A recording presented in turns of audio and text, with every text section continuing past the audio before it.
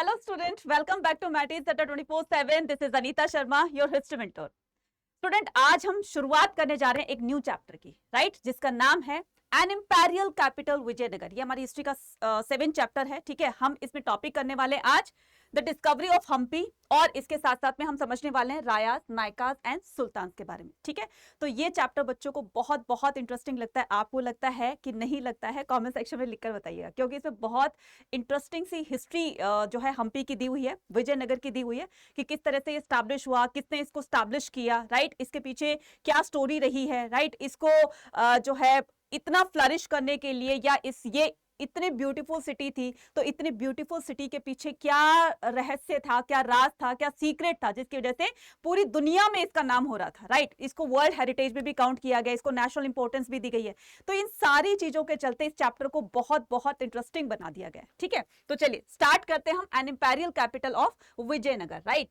तो अगर आपको देखो, अगर आपको इस पूरे चैप्टर को वन शॉट में समझना है तो वन शॉट आपको प्लेलिस्ट में मिल जाएगा। अगर आपको हर चैप्टर के टॉपिक वाइज आपको कंसेप्ट क्लियर करने हैं तो टॉपिक वाइज भी आपको सारी चीजें प्लेलिस्ट में मिल जाएगी, ठीक है। तो आपको वन शॉट भी मिल जाएंगे, टॉपिक वाइज भी मिल जाएंगे, एनसीईआरटी सॉल्यूशन, एमसीक्यू, सब कुछ आपको प्लेलिस्ट में मिल जाएगा। तो चलिए बिना टाइम वेस्ट किए स्टार्ट करते हैं हमारा आज का ये टॉपिक, जिसका नाम है डिस्कवरी ऑफ हम्पी। 2 टॉपिक करने वाले, discovery of Hampi and Rayas, Nayakas and sultan, ठीक है। चलिए तो सबसे पहले हम बात करते हैं विजयनगर की, ठीक है। तो डिस्कवरी ऑफ हम्पी में क्या करने वाले हैं, सबसे पहले विजयनगर का लिटिल मीनिंग क्या होता है। देखो, अगर इसको हिंदी में करें तो हिंदी में इसका संधि विच्छेद करेंगे, ठीक है। क्या? विजय प्लस नगर, क्या करेंगे? विजय प्लस नगर। और ये विजय प्लस नगर का क्या मतलब हुआ? एक तरफ तो कर लेते हैं विजय, विजय का मतलब क्या होता है, ठीक है। विजय का मतलब क्या होता है? विक्ट्री, ठीक है। विजय का मतलब क्या होता है? विक्ट्री होता है, राइट। तो विक्ट्री प्लस नगर, नगर का मतलब क्या होता है? टाउन या सिटी, ठीक है। तो इसका मतलब क्या हो गया? City of victory, that is called Vijayanagar, ठीक है। Was the name of the both, ये सिटी भी थी और एक एम्पायर भी था, क्लियर। ये सिटी भी थी और एक एम्पायर भी था। The empire was founded in the 14th century, तो इस एम्पायर को 14th सेंचुरी में फाउंड किया गया था, स्टैब्लिश किया गया था, ठीक है। किसने किया था वो भी मैं आगे बताऊंगी। तो ये संगम डायनेस्टी के रूलर ने किया था, जिसका नाम हरिहर और बुक्का था, नाम बताऊंगी आगे, ठीक है, सारा चीजें बताऊंगी। सो इट्स ये अगर मैं बांधकर चलूं कि ये कहां से कहां तक फैला हुआ था, तो इसका ज्योग्राफिकल फीचर्स भी हम लोग देखने वाले हैं। तो it's trace the river Krishna river. अब आप ये लगा लीजिए कि ये आपका जो सदर्न पार्ट है, ठीक है, ये जो सदर्न पार्ट है, इसमें यहां पर ऊपर की साइड में जो ये विजयनगर है, तो आप ये लगा लीजिए ये पूरा विजयनगर है। विजयनगर के इस वाले पार्ट में, यानी कि यहां पर विजयनगर के नदन साइड में यहां पर कृष्णा रिवर फ्लो करती है, ठीक है। यहां पर कृष्णा रिवर फ्लो करती है, और इसके सदर्न साइड में यानी कि यहां पर ये तुंगभद्रा रिवर फ्लो करती है, ठीक है। यहां पर क्या होता है? तुंगभद्रा रिवर, ठीक है। तो ये कहां से कहां तक फैला हुआ था? देखो, from the river Krishna in the northern side extreme the south peninsula in 1565 the city was सिक्ड and the subsequently deserted. सबसे पहले हम इसको ये इंट्रोडक्शन पढ़ रहे हैं कि क्या होता है विजयनगर, किस तरह से हम्पी की डिस्कवरी हुई।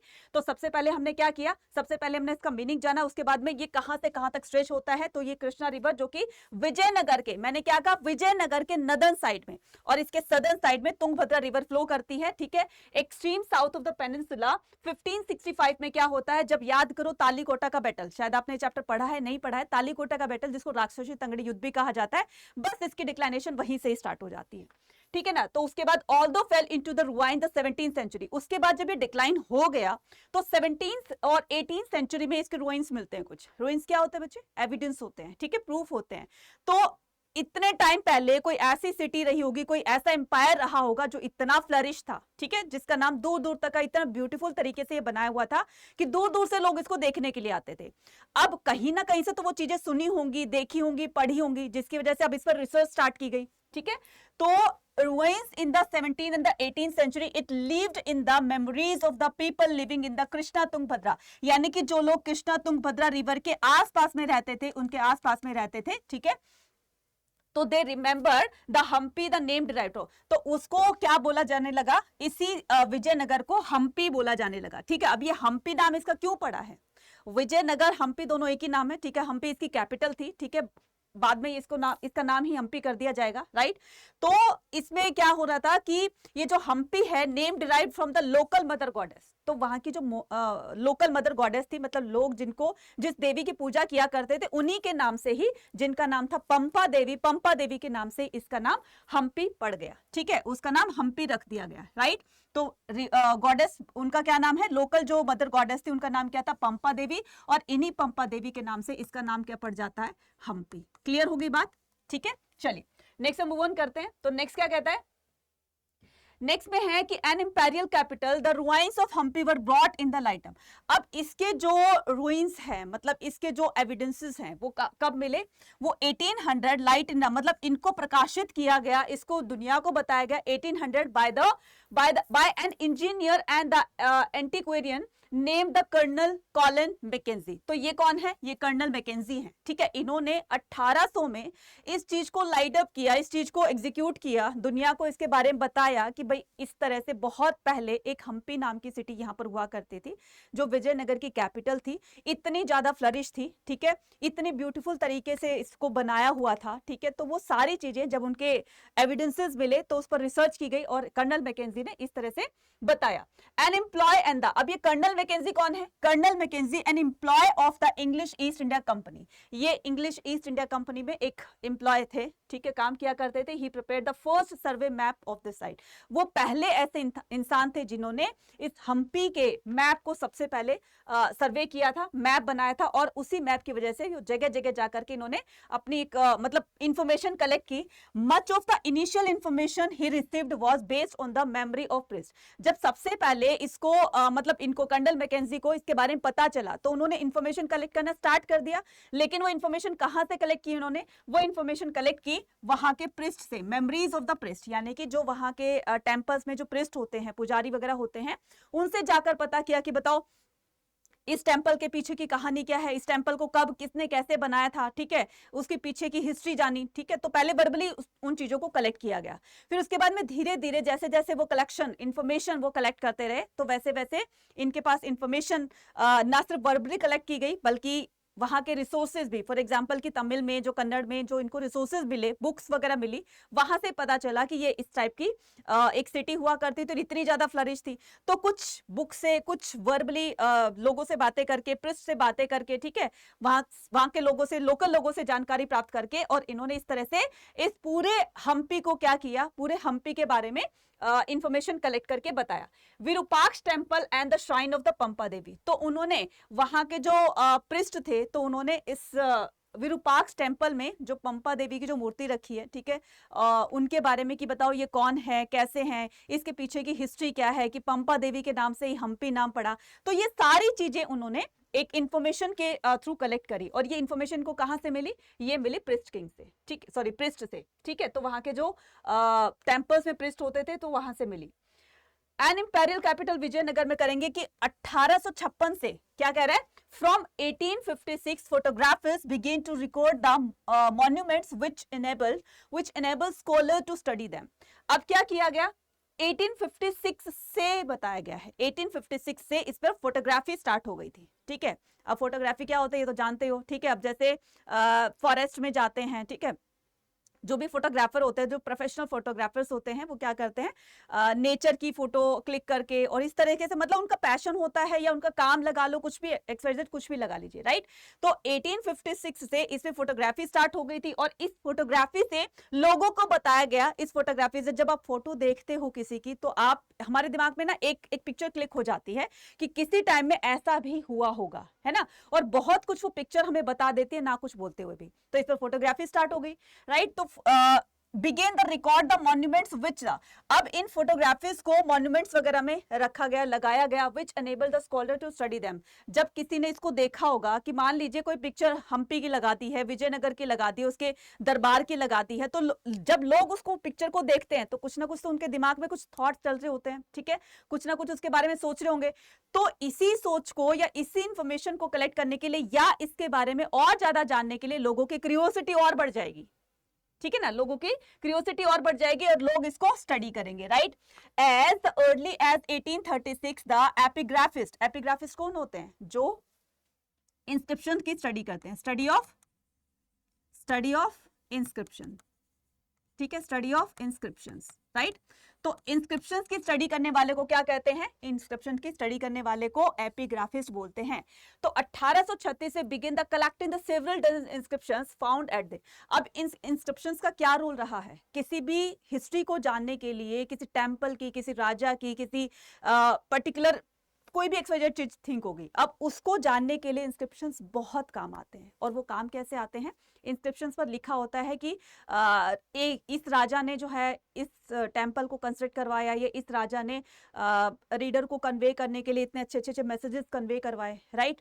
तो बहुत कुछ हमें इंस्क्रिप्शन से मिलता है। तो वहां पर हमें काफी चीजें इस विजयनगर के बारे में या हम्पी के बारे में इंस्क्रिप्शन से काफी कुछ जानकारी मिलती है। Found at this and the other temple of Hampi. तो हम्पी में जितने टेम्पल बने हुए हैं, ठीक है, वहां से भी हम्पी के टेम्पल से भी और बाकी के अदर टेम्पल से भी इंफॉर्मेशन यानी कि इंस्क्रिप्शन से हमें इंफॉर्मेशन मिलती है, right. So in and the effort of the reconstruct the history of the city and empire, historian collected the information of these resources with the account of foreign traveler. इसके अलावा चलो वहां से inscription से information collect की। इसके अलावा जो फॉरेन ट्रैवलर्स थे, राइट, तो फॉरेन ट्रैवलर्स ने भी विजयनगर में आकर के कुछ चीजों को ऑब्जर्व किया। ऑब्जर्व करके उन्होंने अपनी बुक में लिखा, तो वो ट्रैवलॉग्स हो गई। तो ट्रैवलॉग्स की उनको बुक मिली, तो वहां से भी इंफॉर्मेशन मिली। साथ साथ में जो वहां की जो कन्नड़, तमिल, तेलुगु, इनमें बुक मिली, जो लिटरेचर बुक लिखी हुई थी हम्पी के बारे में। तो उस टाइम में जो भी लेखक होते थे, ऑथर होते थे या पोएट्स होते थे, तो वो उस टाइम में अपने राजा के बारे में या अपने राज्य के बारे में एक्सवाइजेड कुछ लिखा करते थे। क्योंकि राजाओं का काम होता था कि अपने राज्य के बारे में कुछ ना कुछ लिखवाते रहना, ताकि बाद में आने वाली जनरेशन इस तरह के मैटर को रीड करके और एक अंदाजा लगा सके कि हाँ, उनका पास्ट ऐसा था। और इंडिया का पास्ट वाकई में बहुत बहुत ग्लोरियस था, राइट। और इसीलिए भारत को सोने की चिड़िया कहा जाता है। और इसी सोने की चिड़िया से या इसी ग्लोरियसनेस की वजह से बाहर के जो अटैकर्स हैं या इन्वेडर्स हैं, इंडिया के प्रति अट्रैक्ट होते हैं, इंडिया को इन्वेड करते हैं। और फिर बाद की खैर कहानी ये बाद में होगी, ठीक है। पहले अब हम क्या करते हैं, अभी हम अच्छी अच्छी बातें करते हैं इसमें, ठीक है। Literature written in the Telugu, ठीक है, कन्नड़, तमिल एंड द संस्कृत। और ये हमें कन्नड़, तमिल, तेलुगु और संस्कृत लिटरेचर से हम्पी के बारे में काफी कुछ पता चलता है, राइट। नेक्स्ट, तो नेक्स्ट में क्या करने वाले? नेक्स्ट में हम करेंगे कि according to the tradition the epigraphist evidence the two brother. इससे बताया गया है कि जो भी हमें एपिग्राफिस्ट ने बताया इंस्क्रिप्शंस को स्टडी करने के बाद, इंस्क्रिप्शन को स्टडी करने वाले को क्या कहते हैं? एपिग्राफिस्ट बोलते हैं। तो उनको पता चला कि ये जो पूरा एम्पायर है, ठीक है, ये जो पूरा एम्पायर है, ये दो ब्रदर्स ने इसको स्टैब्लिश किया था, जिसका नाम है हरिहर और बुक्का, ठीक है, जिसका नाम हरिहर और बुक्का है, राइट। तो हरिहर और बुक्का यहां पर देख लीजिए, हरिहर और Bukka founded the Vijayanagara empire in 1336। तो विजयनगर एम्पायर को 1336 ईस्वी में हरिहर और बुक्का ने इसको स्टैब्लिश किया था, ठीक है। On the other northern frontier, the Vijayanagar kingdom competed with the contemporary rulers including the। अब जरा मैप को देखना ध्यान से, ठीक है, मैप को देखना कहां कहां पर क्या क्या चीजें थी। ये देखो, ये क्या है, पूरा का पूरा ये विजयनगर है, ठीक है, ये पूरा का पूरा विजयनगर है। विजयनगर के आसपास के क्षेत्र देखिए, ठीक है, यहाँ पर क्या है, ये गोलकुंडा है, ठीक है, जहां पर गोलकुंडा, अहमदनगर और ये जो बीजापुर है, इन्हीं के सुल्तानों के साथ में रामा राय का जो बैटल होगा, जिसको राक्षसी तगड़ी युद्ध या तालीकोटा का बैटल कहा जाता है, राइट। उसके बाद फिर ये डिक्लाइन होने लग जाता है, ठीक है। तो ये बहमनी राज्य है, ठीक है, ये बीजापुर है, ये पूरा क्या है, ये विजयनगर है, ठीक है। उसके बाद ये है गोलकुंडा, राइट। तो आप आसपास में देख रहे हो ना कि ये देखिए, ये आसपास में देख रहे हो कि किस तरह का विजयनगर के साथ में ये जो भी डेक्कन सुल्तान देख रहे हो, ठीक है, डेक्कन के सुल्तान थे, बीजापुर के थे या फिर अहमदनगर के थे, गोलकुंडा के थे, तो इनके कंटेम्पररी रूलर्स थे ये, राइट। तो डेक्कन एट द गजपति। अब देखो, ये बहुत बहुत इंपॉर्टेंट है कि आपको किन राजाओं को क्या कहा जाता था, ध्यान से देखना, ठीक है। ओडिशा के राजा अपने आप को क्या कहते थे? ओडिशा के राजा अपने आप को गजापति बोलते थे, ठीक है, गजापति। और गजापति का मीनिंग क्या होता है? लॉर्ड ऑफ एलिफेंट्स, ठीक है, लॉर्ड ऑफ एलिफेंट, ठीक है, लॉर्ड्स ऑफ एलिफेंट। तो फर्स्ट हो गया। सेकंड क्या हो जाएगा? जैसे नरपति थे, ठीक है, Odisha the control the fertile river and the region generated by the lucrative lucrative the overseas the trade, right? तो इसका मतलब ये कि आसपास में ना इनमें झगड़ा होता रहता था। वो झगड़ा किस लिए, अभी मैं बताऊंगी। रायचूर का दोआब जो था, जो कृष्णा रिवर और तुंगभद्रा रिवर का जो बीच का एरिया था, जो कि बहुत फर्टाइल था, एग्रीकल्चर से बहुत अच्छा होता था, तो इसी रायचूर के दोआब को पाने के लिए उनमें आपस में कॉन्फ्लिक्ट होते रहते हैं, झगड़े होते रहते हैं, बैटल्स होती रहती है। लेकिन एट लास्ट जो सुलवा डायनेस्टी के रूलर होंगे कृष्णदेव राय, वो उनको जीत लेंगे तुंगभद्रा रिवर को, इसको रायचूर दोआब को, और वो उनके अंडर में आ जाएगा। तो पहले हम ये समझते हैं कि ओडिशा के रूलर अपने आप को क्या कहते थे, गजपति कहते थे, ठीक है। विजयनगर के रूलर अपने आप को रायास कहते थे, ठीक है। विजयनगर के रूलर्स होते थे, उनको रायास कहा जाता था, और इनको नरपति भी कहते थे। इनको क्या कहते थे, नरपति भी कहते थे। नरपति का मतलब क्या होता है बच्चे, नरपति का मतलब होता है Lord of people, right, Lord of people, यानी कि नर, नर का मतलब क्या होता है, लोग होता है, ठीक है। नरपति हो गया, ठीक है, गजपति हो गया, ठीक है। एक होता है अश्वपति, ठीक है, एक होता है अश्वपति, राइट, अश्वपति। फटाफट से कमेंट सेक्शन में लिखकर बताना अश्वपति कौन से स्टेट के रूलर अपने आप को अश्वपति कहते थे, ठीक है। ये आपके लिए होमवर्क क्वेश्चन है, राइट। तो आपको क्या बताना है, कमेंट सेक्शन में लिखकर मुझे इसका नाम बताना है, ठीक है, कौन से रूलर अपने आप को अश्वपति कहते थे। क्लियर, चलते हैं आगे की तरफ, ठीक है। तो आगे हम क्या करने वाले हैं, आगे हम करने वाले हैं on their northern frontier, the Vijayanagar king competed the contemporary rulers including the Sultan and the Deccan। ध्यान से देखना बच्चे, बहुत सारे बच्चे कंफ्यूज होते हैं, नहीं पता कि डेक्कन कहां पर था, ठीक है, डेक्कन के सुल्तान कहां पर थे, या डेक्कन एरिया कहां पर था, राइट। बीजापुर कहां था, गोलकुंडा कहां था, और अहमदनगर कहां था। तो यहाँ इस मैप में जरूर से देखेगा, क्योंकि आपके इस चैप्टर से आपके मैप के क्वेश्चन भी बनेंगे, राइट। तो यहाँ ध्यान से देखेंगे हम, ये क्या है, ये पूरा का पूरा हमारा कर्नाटका है, ठीक है, कर्नाटका, तमिलनाडु और ये आंध्र प्रदेश। ये वाला एरिया कौन सा है बच्चे, ये पूरा एरिया हमारा विजयनगर का है, ठीक है। ये वाला एरिया जो है वो विजयनगर का है। अब इसमें हम क्या देखने वाले हैं, ये ओडिशा, देखो ये रहा ओडिशा, ठीक है, ओडिशा। उसके बाद कहां गया, ये महाराष्ट्र आ गया। तो ये पूरा का पूरा जो है ना, ये डेक्कन, जो आप ब्लू कलर में देख रहे हैं, वो सारा, येलो कलर में देख रहे हैं, वो सारा क्या है आपका, डेक्कन, डेक्कन वाला एरिया है। तो ध्यान से देखना, इसमें जो भी रूलर रूल करता था उसको क्या बोलते थे, डेक्कन के सुल्तान बोलते थे, मतलब अपने आप को वो क्या बोलते थे, सुल्तान, राइट। तो ये जो पूरा आप ये येलो कलर का एरिया देख रहे हैं, पूरा ये एरिया, ये पूरा का पूरा एरिया जो है, ये क्या है आपका, डेक्कन वाला, ठीक है। तो ये है आपका पूरा डेक्कन वाला, ठीक है। उसके बाद घाट्स और द हिल, अब ये ब्राउन कलर का एरिया देख रहे हो ना, तो इसको क्या कहते हैं, वेस्टर्न घाट, ठीक है। इसको क्या कहते हैं, क्योंकि वेस्टर्न साइड में है, और ईस्टर्न साइड में क्या हो गया आपका, ये ईस्टर्न घाट हो गया। क्लियर। उसके बाद ये जो आप देख रहे हैं, ये इस तरह की जो रिवर देख रहे हैं, वो आपकी रिवर्स हैं, जो ब्लू कलर में आप इस तरह से देख रहे हैं, ठीक है। तो वो क्या है, सारे आपके रिवर्स हैं। क्लियर है। तो अभी मैंने क्या बताया आपको, डेक्कन बताया, ओडिशा आपको पता है, ठीक है, ये ओडिशा है इधर।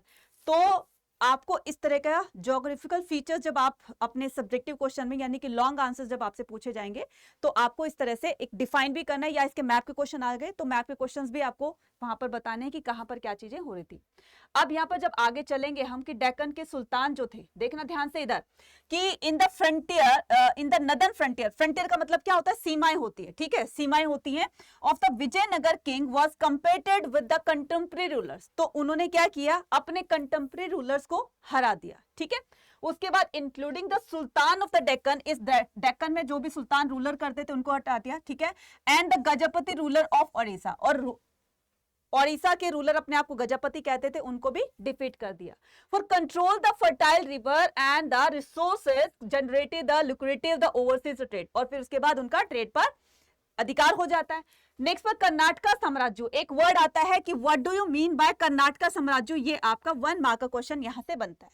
कर्नाटका साम्राज्य किसको कहते हैं, कर्नाटका साम्राज्य, historian use the term Vijayanagar empire. ये जो आप एम्पायर देख रहे हैं ना, ये पूरा एम्पायर देख रहे हैं, ये जो है विजयनगर एम्पायर है, और हिस्टोरियन इसी को ही कर्नाटक साम्राज्य के नाम से जानते थे, क्योंकि इंस्क्रिप्शन पर इसको इसी तरह से लिखा हुआ था, कर्नाटक साम्राज्य, राइट। तो आपको क्या बताना है, ये जो विजयनगर है इसी को कर्नाटक साम्राज्य कहा गया है। तो आज का जो कर्नाटक देख रहे हैं ना, पहले के टाइम में ये विजयनगर ही हुआ करता था, ठीक है।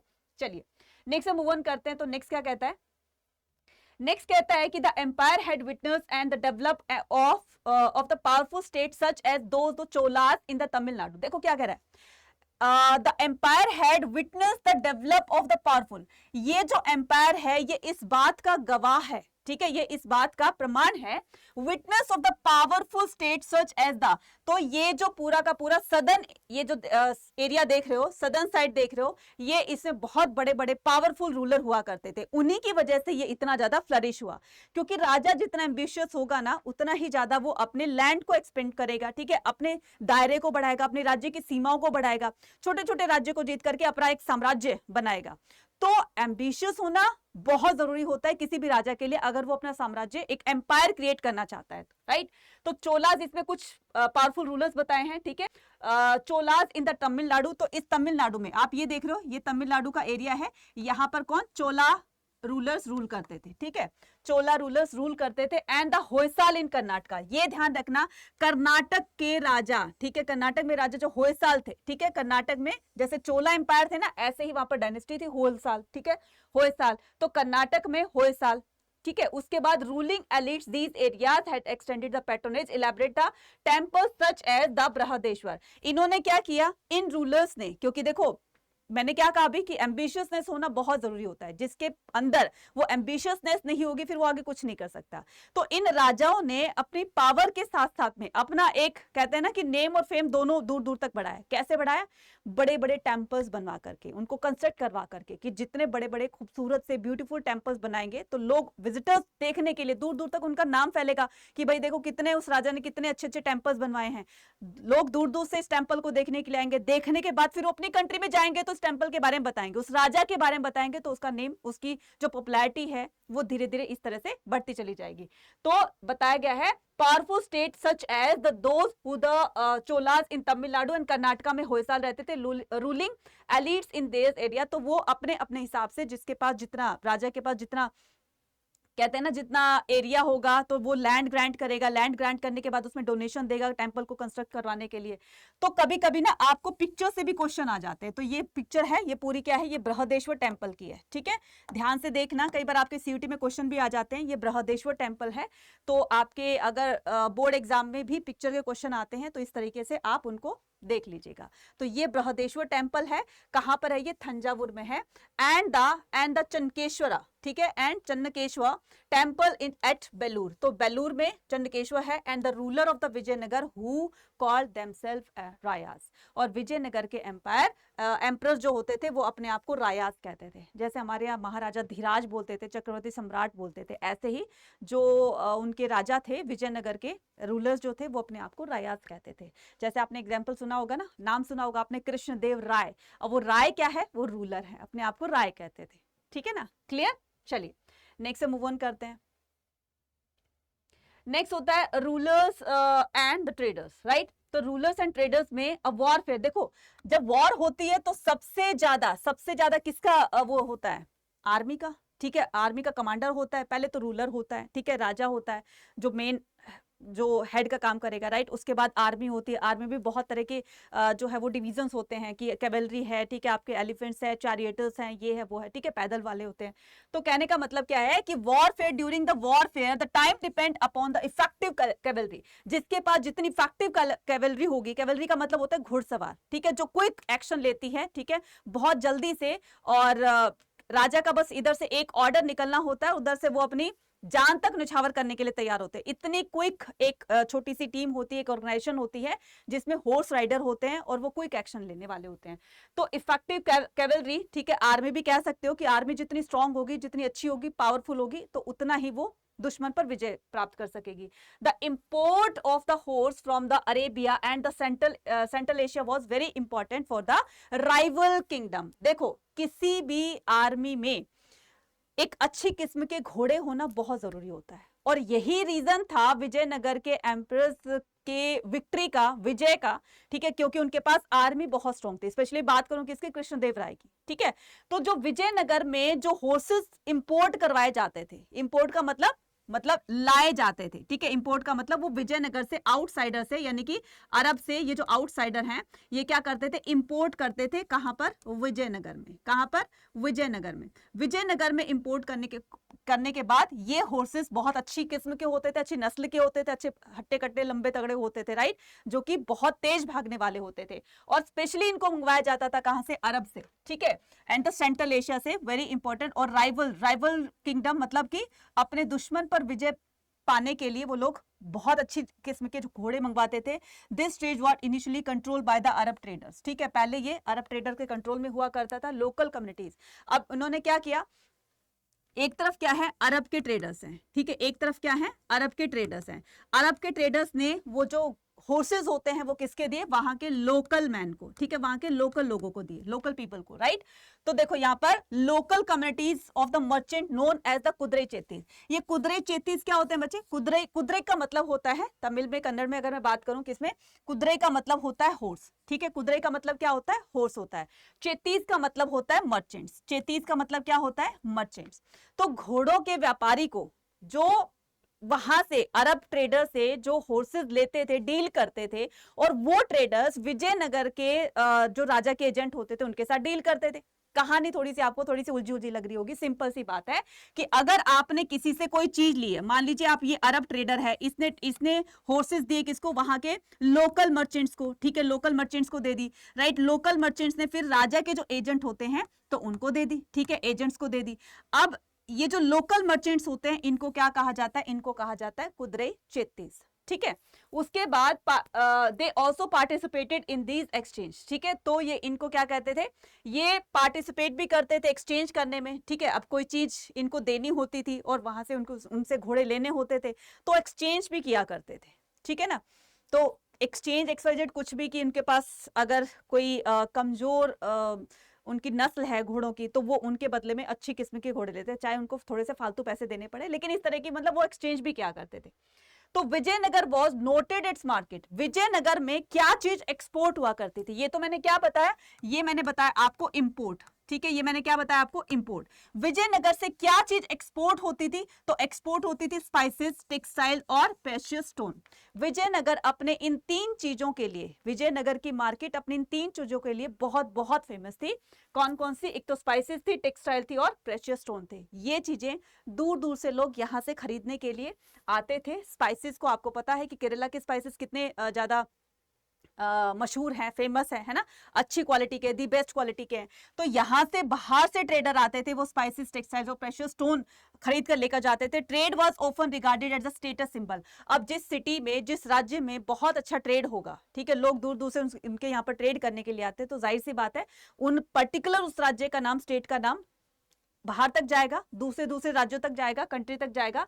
विच boasted a wealthy population, that, boasted का मतलब होता है शेखिया मानना, ठीक है। देखो, trade was often regarded the status symbol for such cities which boasted of a wealthy population that demanded high value exotic goods, specially precious stone and jewellery also, ठीक है। कि ऐसा नहीं था कि सभी के पास इतने इतने सारे थे, कि हर किसी के पास में वहां पर हर पर्सन के पास में प्रेशियस स्टोन होते थे, बहुत सोने चांदी की, हीरे जवाहरातों की ज्वेलरी होती थी, नहीं।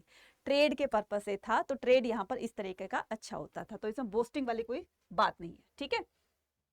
नेक्स्ट हम बात करते हैं अपोगी एंड, अपोगी क्या होता है बच्चे, अपोजी होता है एक तरह से क्लाइमेक्स, ठीक है, अंत जिसको बोलते हैं, ठीक है।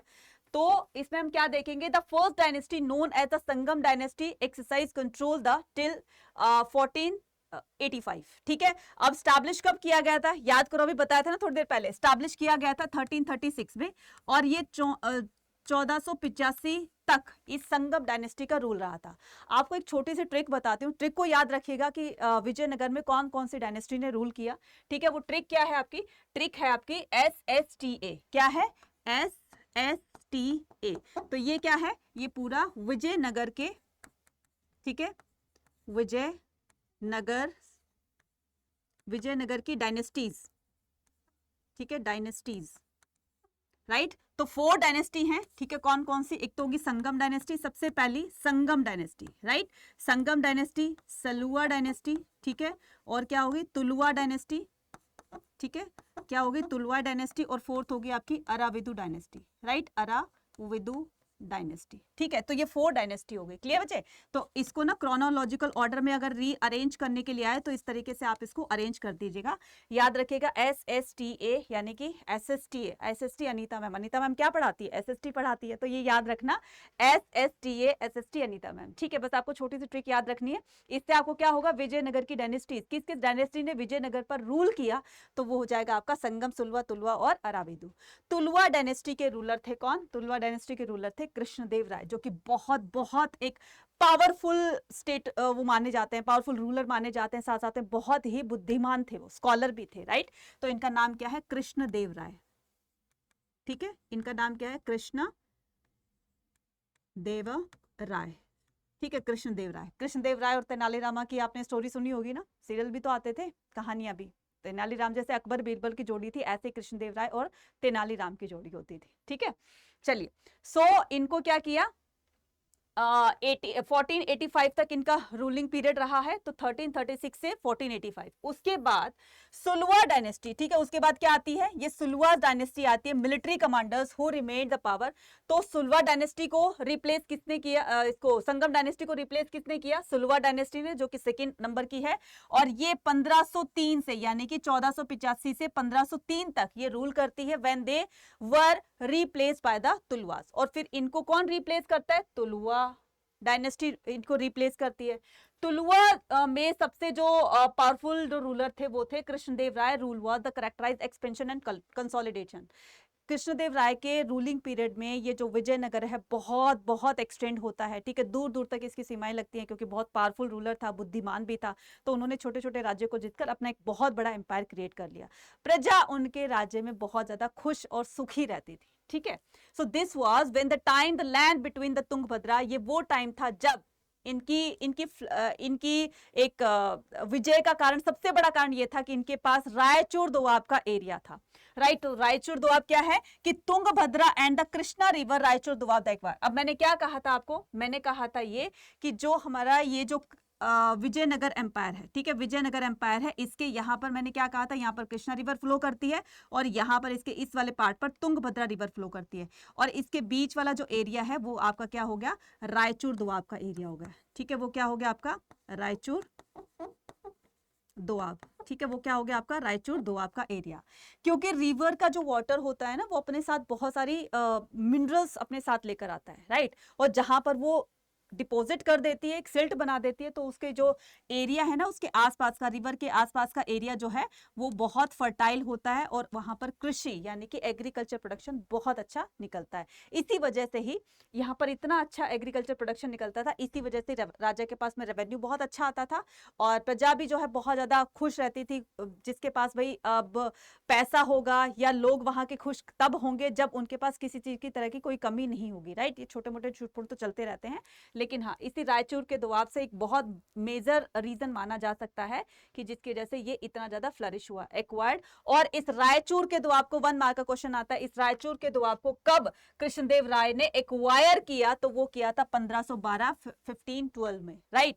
तो उसके बाद Krishnadeva Raya is credit with the building in the sign. Krishnadeva Raya को क्रेडिट दिया जाता है, उन्होंने कुछ बहुत सुंदर सुंदर से फाइन टेम्पल्स बनवाए, ठीक है। और उसके बाद उन्होंने इंप्रेसिव गोपुरम, गोपुरम क्या होते हैं? जो टेम्पल के जो एंट्रेंस गेट होते हैं, ठीक है, वो उनका निर्माण करवाया।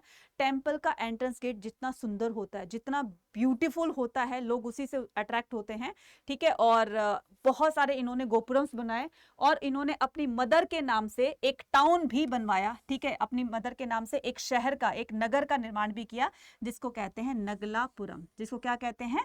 नगलापुरम, आफ्टर हिज मदर, राइट। तो मुझे लगता है कि यहाँ पर ये चैप्टर आपको, ये टॉपिक आपको अच्छे से समझ में आ गया होगा, ठीक है। अब चलते हैं आगे कि इसी में the apogee and the decline of the empire. कैसे डिक्लाइन होता है? जब कृष्णदेव राय की डेथ होती है 1859 में। अच्छा, इनका जो रूलिंग पीरियड था वो कब से कब तक था? इनका रूलिंग पीरियड था 1509 से, ठीक है। जब कृष्णदेव राय राजा बनता है तो कब बनता है? 1509 में, ठीक है। तो ये इनकी स्टार्टिंग है। और जब 1529 में 20 साल इन्होंने रूल किया, जब इनकी डेथ हो जाती है 1529 में, after his successor were trouble by the rebellion. तो इनके तक तो कहानी बहुत ठीक ठाक से चल रही थी। जैसे इनकी डेथ हुई तो जो मिलिट्री के कमांडर्स होते हैं ना, जो मिलिट्री में हेड होते हैं, राइट, उन्होंने रिबेल करना स्टार्ट कर दिया, क्योंकि उनको पता था कि इसके बाद से कोई वीक सक्सेसर, मतलब उसके बाद जितने भी सक्सेसर आए वो सारे वीक थे। उनकी कमजोरी का फायदा उठा करके जो मिलिट्री के कमांडर्स होते थे, इन्होंने जैसे अपनी मिलिट्री के कुछ लोगों को अपने सपोर्ट में लिया, रिबेल कर दिया, विद्रोह कर दिया, ठीक है, कि हमारे राजा ने ये नहीं किया, और उन्हीं लोगों को साथ लेकर के वो सेपरेट हो जाते हैं और एक अपना अलग राज्य बना लेते हैं। तो अब विजयनगर का डिक्लाइनेशन स्टार्ट हो गया था। छोटे छोटे जो रिबेल्स में लोग अपने अपने जो मिलिट्री कमांडर्स होते थे वो अपने अपने लोगों को लेकर एक साइड में होते गए और एक नए राज्य का निर्माण वो करते गए। मिलिट्री चीफ होते थे जिनको नायक कहा जाता था, ठीक है, ध्यान रखना कि ये जो मिलिट्री चीफ होते थे इनको क्या कहा जाता था, नायक, राइट। तो नायक और मिलिट्री चीफ दोनों ही एक ही होते हैं। So for 1542 control the center and the shifted another ruling lineage, that is Aravidutil। तो जब इनकी कृष्णदेव राय कौन सी डायनेस्टी से बिलोंग करते थे, ये तुलुआ डायनेस्टी से, ठीक है, ये कौन सी डायनेस्टी से बिलोंग करते थे, तुलुआ डायनेस्टी से। तो तुलुआ डायनेस्टी को रिप्लेस किसने किया, सलुआ डायनेस्टी ने, राइट। तुलुआ डायनेस्टी को रिप्लेस किसने किया, अराविदु डायनेस्टी ने, ठीक है, अराविदु। और ये टिल 17th सेंचुरी तक ये रूल करती है। इनके एक चीफ मिनिस्टर थे जिसका नाम था रामा राय, ठीक है, अराविदु। 1565 में Rama Raya, the chief minister of the Vijayanagara, led the army the battle Rakshasi Tangadi battle, जिसको कहा जाता है, जिसको तालीकोटा का बैटल भी कहा जाता है और राक्षसी तंगड़ी बैटल भी कहा जाता है, also known as the Talikota. इसमें क्या होता है बच्चे, इसमें ऐसे होता है कि ये जो आप देख रहे हैं अहमदनगर, ठीक है, अहमदनगर, बीजापुर, ठीक है, अहमदनगर, बीजापुर और गोलकुंडा, ये तीन क्षेत्र देख रहे हैं आप, ठीक है, ये क्षेत्र देख रहे हैं तीन। इन तीनों के राजाओं को इन्होंने क्या किया, एक कॉन्स्पिरेंसी का शिकार बना दिया। कॉन्स्पिरेंसी क्या होती है, षड्यंत्र होता है। रामा राय ने सोचा कि रायचूर दोआब मेरे पास ही रहे, ठीक है, और रायचूर दोआब को मैं किसी के हाथ में नहीं जाने दूंगा। तो सबकी नजर थी रायचूर दोआब पे, खास करके इन तीनों की, ठीक है, अहमदनगर, बीजापुर और गोलकुंडा के राजाओं की नजर थी। तो उन्होंने क्या कहा, सोचा कि रामा राय ने, मैं इन तीनों को आपस में ही भिड़वा देता हूं, ठीक है, और एक कॉन्स्पिरेंसी क्रिएट की, और इन कॉन्स्पिरेंसी में तीनों को जो है वो उलझाना चाहा, लेकिन बहुत जल्दी ही पता चल जाता है कि ये कॉन्स्पिरेंसी जो है क्रिएट की गई है रामा राय के द्वारा। और फिर इस कॉन्स्पिरेंसी को समझ करके तीनों ने मतलब एक यूनिटी बना ली कि हम अब खुला चैलेंज देंगे किसको, रामा राय को। और वो ओपन चैलेंज देते हैं रामा राय को कि तुम राक्षसी तंगड़ी बैटल, यानी कि तालीकोटा का बैटल में अगर कोई जीतता है, या तो रामा राय जीतेगा या फिर ये डेक्कन के तीन, ये जो सुल्तान है, तीनों के तीनों राजा हैं, रूलर हैं, ये जीतेंगे तो रायचूर का दोआब उसी का हो जाएगा। बहुत जल्दी जब पता चलता है तो तीनों की मिलिट्री, तीनों की जो आर्मी थी वो एक तरफ, ठीक है, और रामा राय की आर्मी एक तरफ, उनकी सेना एक तरफ। तो जाहिर सी बात है हारेगा कौन, रामा राय हार जाता है और ये तीनों जीत जाते हैं और रायचूर का दोआब इनके हाथ से निकल जाता है, राइट। और इस तरीके से इनका डिक्लाइन हो जाता है। Krishnadeva Raya for example supported the some claimants or to the power of the sultans and took the pride to the title establisher the Yavana kingdom. और इसके बाद से अब ये यवन किंगडम क्या होता है बच्चे, यवन किंगडम होता है कि बाहर से जैसे ही कृष्णदेव राय की डेथ होती है और फिर विजयनगर का डिक्लाइन हो जाता है, तो बाहर के आउटसाइडर, जाहिर सी बात है कि जब वीक होगी कोई चीज, ठीक है, कमजोर होगी, तो बाहर के जो अटैकर्स हैं उनको पता लगेगा कि इतना फ्लरिश है और ये धीरे धीरे डिक्लाइन की तरफ जा रहा है, तो वो भी इसका फायदा उठाएंगे। तो जो बाहर के सेंट्रल एशिया के जो इन्वेडर्स थे उनको क्या कहा जाता है, यवन किंगडम। तो इन्वेडर थे, यवन आते हैं और धीरे धीरे रूल करने लगते हैं, ठीक है, और यहाँ पर यवन किंगडम स्टैब्लिश हो जाता है। कहाँ बच्चे, इधर से, ठीक है। तो विजयनगर में क्या होता है, यवन किंगडम का स्टैब्लिशमेंट हो जाता है, इसलिए यवन आते हैं, ठीक है, और अपनी रूलिंग स्टार्ट कर देते। तो इस तरीके से ये जो विजयनगर था ये बिल्कुल बिल्कुल डिक्लाइन हो जाता है, ठीक है। आई होप आपको सारी चीजें समझ में आ गई होगी यहाँ तक, ठीक है। अब क्या करते हैं कि the Rayas and the Nayakas, तो रायाज और नायकास को अच्छी तरह से समझेंगे। These chief were known as the Nayakas. तो कौन होते थे चीफ, जो मिलिट्री के चीफ कमांडर्स होते थे उन्हीं को नायक कहा जाता था, ठीक है। तो and they usually spoke the Telugu and Kannada, और वो क्या बोलते थे, तेलुगु और कन्नड़ बोलते थे। तो लोग जो कहते हैं ना कि लैंग्वेज एक बहुत इंपॉर्टेंट रोल प्ले करती है। अगर अपनी भाषा में सामने वाले की भाषा दोनों की कॉमन होती है तो अपने विचार उनको बहुत जल्दी से समझ में आते हैं। एक दूसरे के जो एक थॉट प्रोसेस होता है वो कहीं ना कहीं मिलता जुलता होता है, वो हमारी बात को, हम उनकी बात को अच्छे से कनेक्ट कर पाते हैं, समझ पाते हैं। So many nayak submitted to the authority of the kingdom Vijayanagara. अब इनको क्या किया हुआ था, अथॉरिटी दी हुई थी किस चीज की, किस चीज की अथॉरिटी दी हुई थी? मिलिट्री की, कि मिलिट्री के कमांडर हो तो मिलिट्री के सारे जो भी राइट्स होते हैं या जो भी उनको डेवलपमेंट करना होता है, देख रेख करनी होती है, तो वो सारे ये नायक ही करते थे। ठीक है, अब ये देखो नायक और अमर नायक में क्या होता है, ये अमर नायक सिस्टम क्या होता है, ये बच्चे सिस्टम है, और नायक क्या है, नायक एक पोस्ट है। ध्यान से सुनना, नायक क्या है, ये नायक एक पोस्ट है। मान लीजिए किसी को नायक बना दिया, नायक का मतलब होता है मिलिट्री का चीफ कमांडर, ये पोस्ट हो गई ना। और जो अमर नायक सिस्टम होता है, इन नायकों को कुछ प्रोविंसेस दिए गए थे राजा के द्वारा, रायाज के द्वारा। ठीक है, जैसे कृष्णदेव राय ने किसी को बोला, किसी को एक टेरिटरी दे दी, ठीक है, कि तुम्हें इस टेरिटरी को मैं तुम्हें हैंड ओवर करता हूं, इसकी डेवलपमेंट, इसकी देख रेख, इसका जो भी कुछ करना है वो सारा तुम देखोगे। तो मैंने उसको हैंड ओवर कर दिया, उसको इंचार्ज बना दिया। तो ये जो लैंड ग्रांट करना या प्रोविंसेस को ग्रांट करना या उस पर्टिकुलर एरिया को नायक को देना, वो क्या कहलाता है, वो कहलाता है अमर नायक सिस्टम। ठीक है, वो क्या कहलाता है, Amar Nayak system. Features of this system was derived from the iqta system. तो जैसे याद करो दिल्ली सल्तनत में इक्ता सिस्टम था ना। इक्ता क्या होता है, इक्ता होता है लैंड। ठीक है, इक्ता क्या होता है, लैंड। यानी कि जो आर्मी का जो कमांडर होता है, मान लो उसने बहुत अच्छा काम किया तो राजा की तरफ से उसको कुछ इनाम में लैंड ग्रांट कर दी जाती है। ठीक है, अब वो उस पर्टिकुलर लैंड का, उस एरिया का राजा बन जाता है, मतलब उसका मालिक बन जाता है। तो ऐसे ही रायाज जो थे विजयनगर के, उन्होंने मिलिट्री कमांडर को कुछ टेरिटरीज दे रखी थी, प्रोविंसेस दे रखे थे, और इसी को ही क्या कहते हैं, अमर नायक सिस्टम बोला जाता है। The amar nayak sent the tribute to the, बदले में अमर नायक क्या करते थे, उनको ट्रिब्यूट्स मतलब रायाज को अपनी तरफ से कुछ गिफ्ट वगैरह दिया करते थे। Annually personally appeared in the royal court with the gift to express their loyalty. So many of these nayak establish the independent. फिर बाद में जब विजयनगर धीरे धीरे डिक्लाइन होने लगता है, या फिर जब कृष्णदेव राय की डेथ हो जाती है, तालीकोटा का बैटल होता है, तो बिल्कुल ही डिक्लाइन हो जाता है। तो उसके बाद से ये जो नायक थे ना, जिनको प्रोविंसेस दी हुई थी, अब यही अपने आप को राजा बना लेंगे, है ना, क्योंकि इनको टेरिटरी तो पहले से मिली हुई थी, तो वो पर्टिकुलर एरिया का हेड था, तो बाद में क्या बन जाएगा, बाद में वो उन्हीं का ही राजा बन जाएगा। तो इस तरह से ये बिल्कुल डिक्लाइन हो जाता है। ठीक है, और ये पूरा साम्राज्य, ठीक है, ये जो विजयनगर साम्राज्य था पूरा पूरा, ये अलग अलग छोटे छोटे छोटे छोटे राज्यों में स्टैब्लिश हो जाता है, और विजयनगर का पूरा नामो निशान मिट जाता है। ठीक है, तो आई होप सभी चीजें समझ में आ गई होंगी। ठीक है, आज से हमारी इसकी क्लासेस स्टार्ट हो रही हैं, किसकी, श्रेष्ठ बैच की। तो फटाफट से एनरोल कर लीजिए, ऐसा ना हो क्योंकि अभी आपका CUT के एग्जाम इस बार 2023 में आपका मई में हो जाएगा। आपके क्लास 12 के एग्जाम, बोर्ड एग्जाम आपके अप्रैल में खत्म होंगे, तो 15 से 20 दिन का टाइम मिलेगा आपको CUT का प्रिपरेशन करने में। तो इतनी अच्छी से प्रिपरेशन नहीं कर पाएंगे, तो अभी से अपनी तैयारी शुरू कर लो। कल करे सो आज कर, आज करे सो अब। तो आपको क्या करना है, तैयारी तो आपको बाद में भी करनी है, प्रिपरेशन तो बाद में भी करनी है, और दोनों ही एग्जाम आपको देने, और दोनों ही एग्जाम में आपको अच्छा स्कोर करना है। तो अच्छा स्कोर करने के लिए क्या करोगे, अच्छा स्कोर करने के लिए प्रिपरेशन करनी पड़ेगी। कहां से प्रिपरेशन करनी पड़ेगी, आपको कंसेप्ट की क्लियरेंस होनी चाहिए, राइट। आपको जो है PDF बाद में, जो ये नोट्स होते हैं, PDF होते हैं, ये आप बाद में बहुत काम आते हैं रिवीजन के, राइट। तो रिवीजन अच्छी से लेनी पड़ेगी। उसके बाद मॉक टेस्ट होते हैं, प्रैक्टिस सेट होते हैं, उसके बाद ऑल इंडिया मॉक टेस्ट भी होते हैं, जिसमें आपका एक तरह से ना, आपका ये जो डर होता है आपके अंदर का, वो कहीं ना कहीं निकल जाता है। और ये सारी चीजें आपको कहां मिल रही है, सारी चीजें मिल रही है आपको श्रेष्ठ बैच में। ठीक है, जिसमें आपको क्लास 12 प्लस CUT दोनों की तैयारी करवाई जा रही है। ठीक है, तो जल्दी से इसमें एनरोल कर लीजिए, क्योंकि आज से इसकी क्लासेस स्टार्ट है 16 अगस्त से। जितना जल्दी करेंगे उतना ज्यादा आप लोगों के लिए फायदेमंद होगा, क्योंकि सिलेबस कंप्लीट होने के बाद फिर हम बढ़ेंगे पूरे अपने रिवीजन की तरफ, राइट। तो रिवीजन की तरफ बढ़ना है, अच्छी तैयारी लेकर जाना है। तो सबसे पहले हम सारे चैप्टर्स को कवर करेंगे, सारे चैप्टर्स को कवर करने के बाद रिवीजन मारेंगे। ठीक है, रिवीजन के बाद फिर हम प्रैक्टिस करेंगे। तो प्रैक्टिस हमारी मॉक टेस्ट से, PYQ से। सबसे बड़ी बात, मॉक टेस्ट और PYQs होते हैं। PYQ से आपका 50%, आपको 50% मतलब ये लग जाता है कि 50% एज इट इज आपके क्वेश्चन आंसर आ जाते हैं। ठीक है, क्वेश्चंस आ जाते हैं।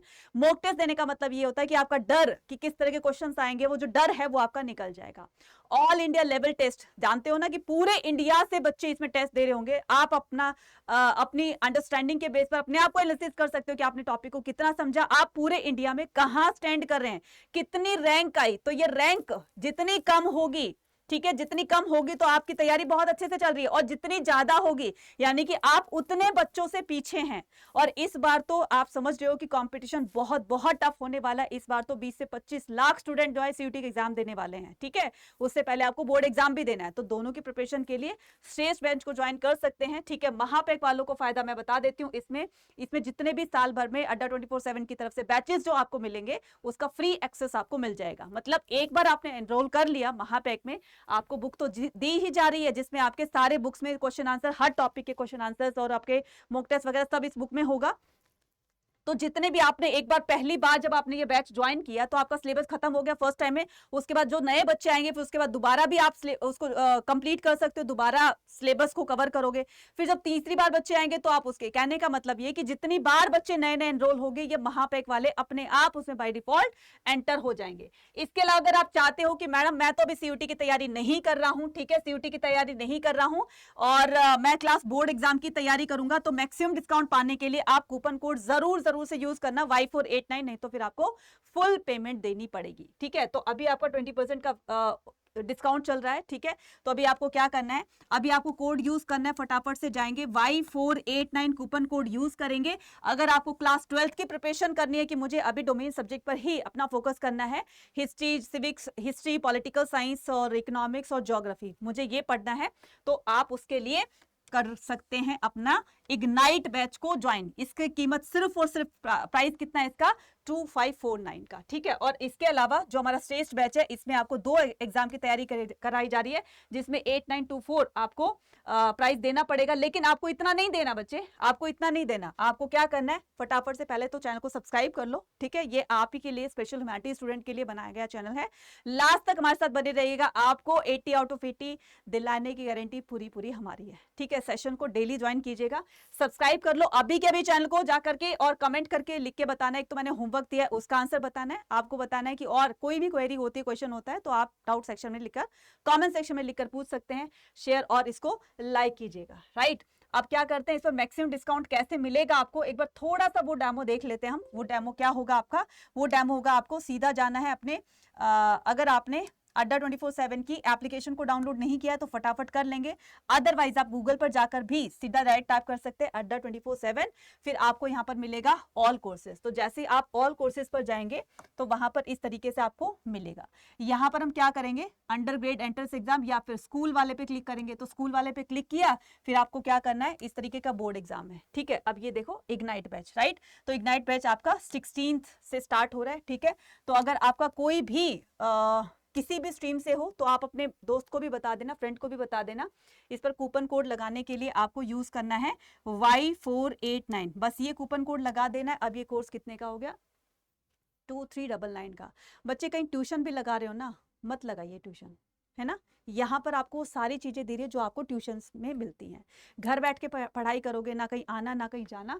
और देखो इतना सस्ता ये आपके लिए ये कोर्स है। ठीक है, कि आपको अगर पर सब्जेक्ट आप 1000 रुपीज दे रहे हो तो 4 सब्जेक्ट लगाओगे, पर मंथ आपको 4000 रुपए देने पड़ रहे हैं, और ये तो आपको चारों सब्जेक्ट पढ़ाए जा रहे हैं, और वो भी 12 महीने तक। बच्चे लॉस नहीं है, जल्दी कीजिए, ग्रैब कीजिए इसको, कूपन कोड लगाइए Y489 और इस पर मैक्सिमम डिस्काउंट पाइए। इसके अलावा क्या कर सकते हो, इसके अलावा आप ऑल कोर्सेज पर, ये मैंने कहा अंडर ग्रेड जिसमें सीयूटी प्लस बोर्ड एग्जाम दोनों की तैयारी करनी है, तो आप क्या करोगे, आप करोगे अपने जो भी आपकी स्ट्रीम है उसके हिसाब से आप चूज कर लोगे। ठीक है, श्रेष्ठ बैच को आपको क्लिक करना है, यहाँ पर बाय नाउ का ऑप्शन आएगा, तो आपको क्या करना है, बाय नाउ के ऑप्शन पर फिर से आपको बता देना है कूपन कोड Y489। ठीक है, Y489 कूपन कोड लगाना है, अप्लाई करना है।